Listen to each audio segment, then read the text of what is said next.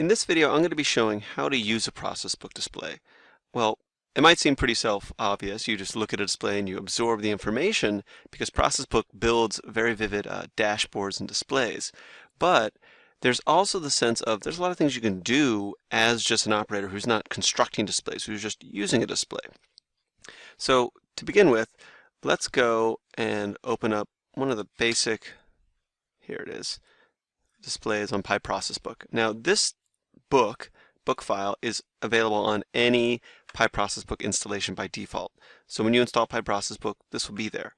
It's a file, pydemo.piw, that opens up and includes a number of different displays and tabs.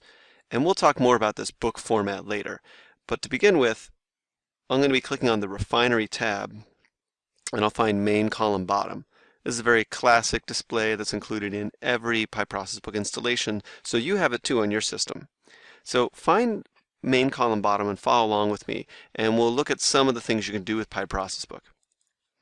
So when it opens up, and I just double-clicked, I get a window here, and I can maximize it by pressing the Maximize Window button. We get right in here. Great. Now, to begin with, PyProcessbook is designed to be able to show you information in this graphical format. It often can mimic a control screen or simply be a map of your facility, but it's meant to have people absorb information from it. Just looking at it visually, I get to know what's going on. And I can scroll through time. So if you see this, I'm moving through time and all of my values will change. Now on this particular PyProcessbook display, all of the items that are connected to values are all connected to the same source. It's a tag called sinusoid, a pi tag. And a pi tag, if you're not familiar, a pi tag is a single stream of information. So you can think of it like the temperature maybe on a column at the bottom, right here. Maybe that's one tag of information. And another tag would be the temperature at the top if you had two different sensors.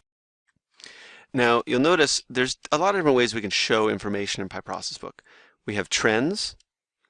We have bar graphs, we have just plain little values, numbers, and there's a few more, but those are the basics. And those are available when you're building from this menu here. Now otherwise, the way to navigate time in a PyProcessbook display is you'll grab this bar here and you can scroll through. Or alternatively, if you have a particular day or time in mind that you want to see, you can click here. Change display range, and you can type in a particular day. So if I want to know what was happening on the 1st, I could type in the 1st here. And it'll go to that time. Or if I want to know what was happening over the last 8 hours, I could use something called Time Abbreviation, where star represents right now, and -8 means from right now till 8 hours ago. So I know that this is showing me the last 8 hours. There's a lot of different types of PyProcessbook displays out there. This is just one of them. They're very customizable, and so you'll see a lot of different things. There's less of a rule here. So this one has more different images and is more just number showings of information. We can also have displays that have buttons that allow you to move between displays. And what's exciting is I can have displays that allow me to show many different elements all at once. So in this display, here we go. In this display, I have two different sets of areas over here, area 1 and area 2. Very generic, and it can fit anything that you're doing right now. So just imagine that units are some particular kind of equipment that you're interested in. I can have a Processbook display that allows me to click between different units. So these could be different refrigerators, if I had many different refrigerators at a plant. Maybe they're different pumps, maybe they're different heat exchangers. And my one PyProcessbook display will show the information for that in the same format. Now one thing you'll need to know about using a PyProcessbook display is that it's not building a PyProcessbook display. You'll see right here there are two modes. There's building and running. If you're only interested in using a display, you're probably going to be using running. And if you're ever interested in building or customizing displays yourself, you'll be using the build mode. That's that little pickaxe. There's also options to customize the language in PyProcessBook, and we're not going to show those here. You'll see a whole set of toolbars at the top, and these can be moved around and hidden. If there's too many that you want, you can simply hide them. So I hid the IT overview earlier, and we can hide formatting bars to really cut it down. And if you really want to just show just PyProcessBook, you can use this button, the full screen mode button, to go into full screen mode. And then everything is hidden except for the display itself. This is useful if your machine is dedicated to PyProcessBook and looking at the process from there. Then you won't need to have all this other stuff going on the screen. All right, and if you click it again, you'll come back to the mode with all the toolbars on top. Okay, so back to main column bottom. So let's say that somebody has given you a PyProcessBook display and you want to know what's in it. Well, you can hover over any one of these items that you see, and it will show you information about what is feeding data to that number right there. In this case, it's the tag sinusoid on the server pipes. That's what that means. It also gives you some really basic statistical information over the last 8 hours. In particular, it gives you over this time range here, from here to here. It's giving me the minimum and the maximum. Also, I can also see what the time range is right there for the calculation. Similarly, if I hover over a bar chart, I'll get the same tooltip. You can double click on a trend and you'll get to know more about that trend. So let's say you're given a trend and you want to dive into a specific spot because this trend is really small. Well, to begin with, you can double click on the trend and we'll go full screen or full ProcessBook screen. From here, we can do nifty things, like we can press the minus sign down here and we can zoom out, or we can press the plus sign and zoom in. We can drag a box and zoom into a particular spot on the ProcessBook display. And if we press this circular arrow button, it'll revert back to the default. We can scroll backwards in time and forwards in time. And if we want to do some really precise measurements of what's going on at a particular spot on this trend, we can slide our mouse all the way over to the left till we get this symbol, click, and drag out a trace. And I can move this trace around, and you'll see I know the exact time at the bottom and the exact value at the top. I can drag out multiple traces if I want to. I can then use my arrow keys if I want to be extra precise. Furthermore, you can see the value, the time values at the bottom here, and there's a legend on the right side traditionally with what values are actually being shown in the trend. If you double click on the trend, you'll go back to your display. All right. Now let's say you have a particular value that you want to know more about. So in this case, I have a particular value. So this is the target. And I want to know more about this target here, this target value. To do that, I can go to View and Details, and a Details pane will come up on the right-hand side. And when I click on one of these, maybe I want to know the point attributes, statistics. This allows me, if I know some more about Pi system administration, these values might be of interest to me. If not, you don't need to worry about it. Statistics. So there's some statistics over the last 2 hours.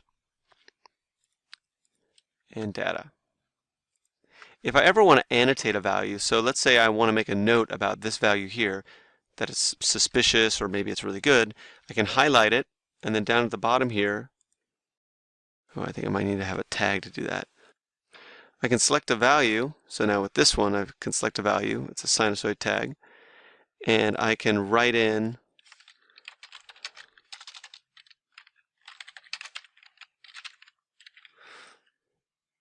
any value I want, and I can save it.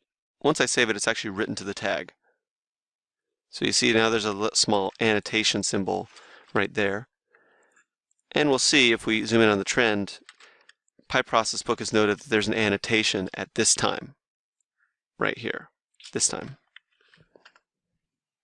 If I want to export the data to a file, I could copy it to clipboard or save it to a file. And if I copy it to a clipboard,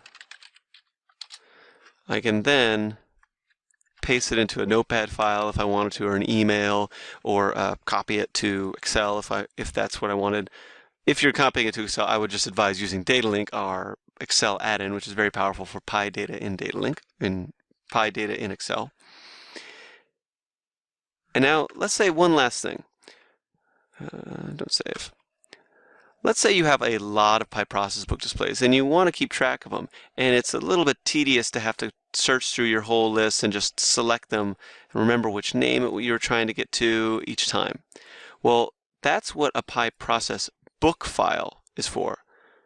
So you'll notice in here, in this PyProcessbook file, this is a collection of displays.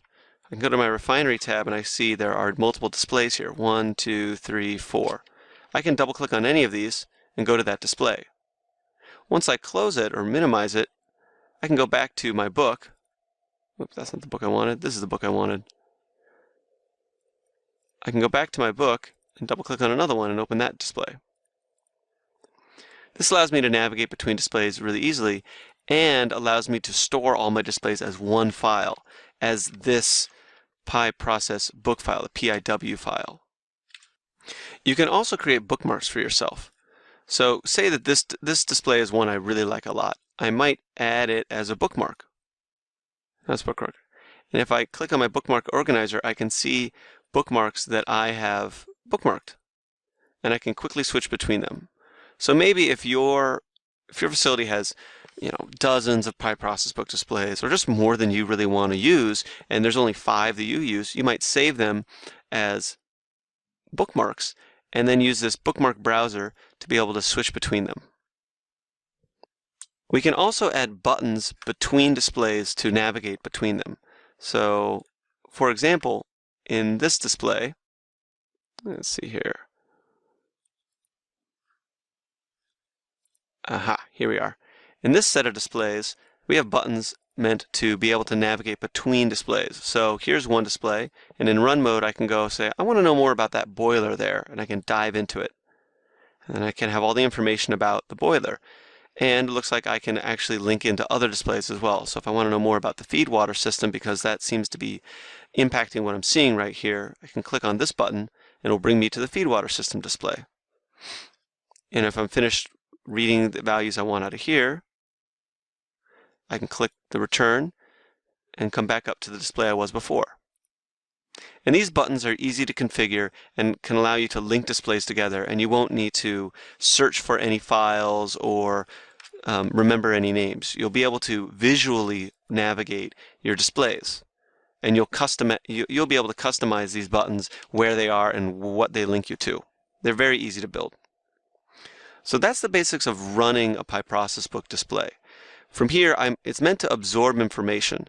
I can double-click on trends, see more about them, I can navigate between displays, and I can hover over values to get information about that particular value.